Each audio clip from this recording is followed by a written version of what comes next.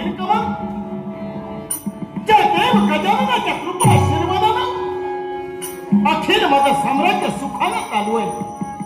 नाही जगात कधी कुणाला कशाची कमतरता किंवा कधी या साम्राज्यावर वक्र दृष्टीनं कोणी पाहिलं नाही. पण आज माझं मन मला ग्वाही देऊ लागलं.